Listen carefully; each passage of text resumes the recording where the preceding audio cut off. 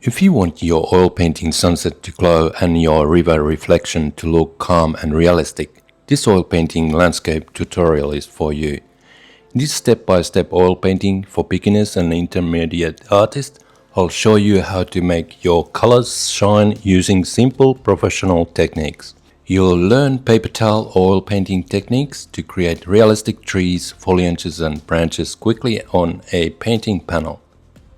I'll also share fine detail oil painting tips, including how a simple paper clip can add tiny details that bring your landscape painting to life. Follow along and learn how to paint a glowing sunset landscape in oils from start to finish. If you're interested, stick around. Even if you are new to oil painting for beginners, this technique will help you. What I'm using is the Winsor Newton Liquid Original to mix with my paint. It speeds up the drying time and improves the painting flow as well. So it's great medium to use with your oil paint. It's only necessary if you want to speed up your oil paint, dry a little bit more faster. Otherwise you can just use linseed oil, but it does take longer to dry.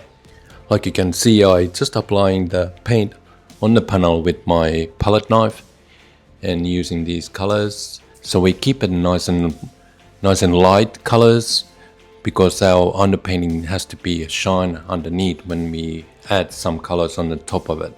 So we take advantage of, especially in the end, I'll do the glazing, which is the transparent color oil colors.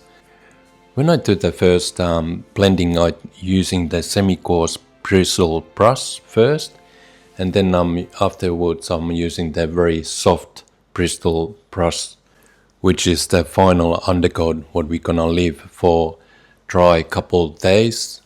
In my case it's only overnight because I'm living in tropics, like I always said. We're just using the clean paper towel to clean that spot where we're gonna put that sun set, and after that we apply titanium white with your palette knife to get that little bit more thicker paint on the panel, and then we just spread it with soft brush outside to get that bit of a glowing effect, gently, and then you're using the soft blending brush as well. Just not try to smudge it too much, to try to keep it nice and white. And later on we're gonna add some glazing transparent colors, and I just show you how to get those clouds on the distance. You just twist your paper towel and tip it on your flat surface of the paint, and then you just tap it on your panel. Just have a look what kind of print comes out, and gently just add a little bit more paint on your paper towel. And don't forget to tap those clouds on the bottom as well, because that's gonna be like a reflection on the river as well. And it doesn't have to be exactly the same, but if you're using the same paper towel what you have used on the top, it should come out the same, very close to it anyway. In this landscape oil painting we are focusing on the river now, and let the painting now dry for a couple days. In my case it's only overnight because I'm in tropics. Because our landscape, it's a river landscape, it's important to get that the water level nice and straight, and I show you how to do that. Painter's blue masking tape, what you're using, it's very good for this purpose. It doesn't stick too hard on your surface, but like I said, our painting is nice and dry now, so we can use the masking tape. If you are curious about the materials I use in my paintings, feel free to check out my Amazon influence shop. There is a link in the description below if you want to check it out. What is great about Amazon shop that it's all around the world actually, even in Europe and some of the northern countries as well in Europe and America and South America as well. So it's so easy to just order from the Amazon and you get the delivery in your doorstep. Back to our painting, I'll doing this crumpled paper technique you just crumple your paper towel. It has to be a little bit more tougher paper towel than normal. So you just crumble it and just tap those 3 foliances on panel. And I'm using olive green color at the moment. So I'm tapping up those 3 foliances on the panel. And it's a transparent color as well. So if you tap gently, it stays nice and dark. But if you tap it a little bit more, it actually goes lighter because that underpainting is shining underneath. So it's a good technique to get, like you can see now I'm using the sap green on the outside the tree line.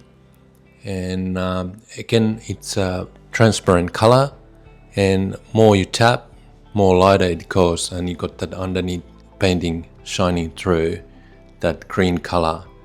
So it's just very fun ways to get your values right. And then if you add a little bit more ultramarine blue on your green, it goes a little bit more darker, and that's what I'm doing here now. So I'm tapping that very, very dark green, and gently you can get those 3 foliances very easily.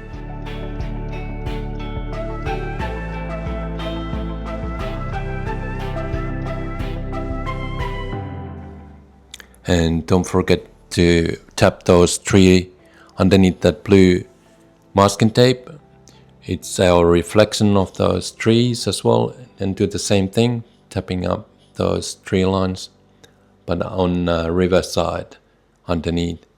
And again, just use your sap green for outside, and just roughly do the same like a mirror. And it doesn't have to be exactly the same, but just try to copy what you got on the top of that blue masking tape line. If you have seen my other videos as well, I'm using this twisted paper towel trick or technique, and I just love this way to do those tree branches and trunks as well. And you can design whatever you want to do with that paper towel. It just makes that oil painting more easier to push around, and good about with the oil paint because it does give you time to design whatever you want to design. Well, especially in North Queensland where I live in tropics, it's just too hot for acrylics, and I just love that aspect of the oil painting, that it gives you time to step back and have a look what you need to fix it up, and not worrying about that your paint gonna dry too quickly. Like you can see, I'm just scratching with my paper towel tool and exactly copying what is on the top, the branches and the tree trunk. Like you can see, the oil painting doesn't have to be hard. It just know your medium very well, and the colors you get used to, and more you do it, more used to it you're on painting your colors.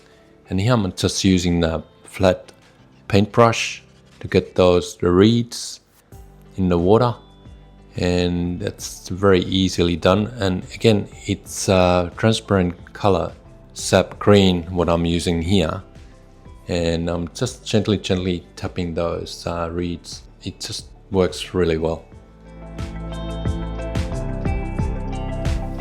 And again, using my crumpled paper towel to tap those reflection of the distant trees, and using even my finger for the sun, very easily done. Just dip your little finger on titanium white and you get the perfect sun on your panel. And I just add a little bit more titanium white on the top, and then I just blend it really well on the top with the soft brush to get that little bit more glowing effect. And again, now we're gonna leave the painting now dry for a couple of days. We'll do the glazing. If you didn't know already, the glazing is using the transparent oil colors, and with the oil paint it just works really well. The glazing is just one of the best ways to get the more dimension on your painting. But before that, I'll show you how to do those water lilies, our little tea towels, and get that reflection as well of those water lilies, what I'm doing now. And the best paintbrush would be the tiny angle brush, because I'm doing a very tiny water lilies. And I also show you what you can do with the paper clip to get those little tiny dots what is in a water lily.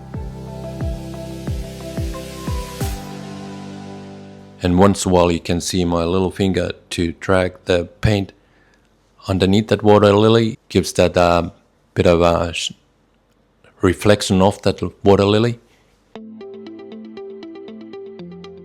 I got this kayak what I bought, like 25 years ago, and a friend of mine, we have been paddling all over the tableland rivers and billabongs and all that. And you do have to know where you can paddle, because up here, North Queensland in Australia, we do have crocodiles, saltwater crocodiles and freshwater crocodiles as well. So you have to have a local knowledge where you can paddle, but it's not always 100% sure, because they do travel, these crocodiles go to the pond to pond and river to river. So there's always a bit of a risk. Like one time when my friend, he was on the front paddling about 100 meters away, and he freaked out because there was one freshwater crocodile, which is not that dangerous one, and he just surfaced up on the front of him, and he freaked out, but he saw that it was the freshwater crocodile. But again, it's always risk when you go in outback country like Australia. Like I said, you gotta have a local knowledge where to go paddling with your kayak.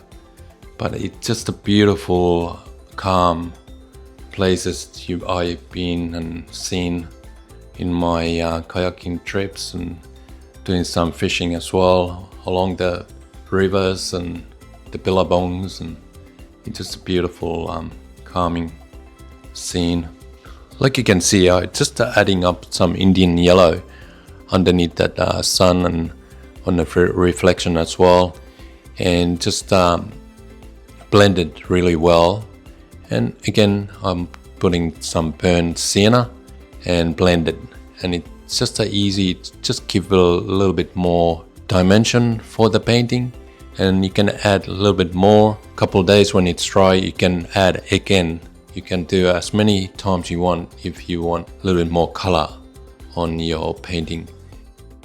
If you have been watching the video this far, I really appreciate your time. And don't forget to subscribe if you really enjoyed these videos. And also give me some feedback, do some comments. I really appreciate for those ones as well. If you are new to oil painting, I've got the perfect playlist for you right here. Keep painting, keep having fun, and thanks so much for watching. Bye for now, and I'll see you in the next video.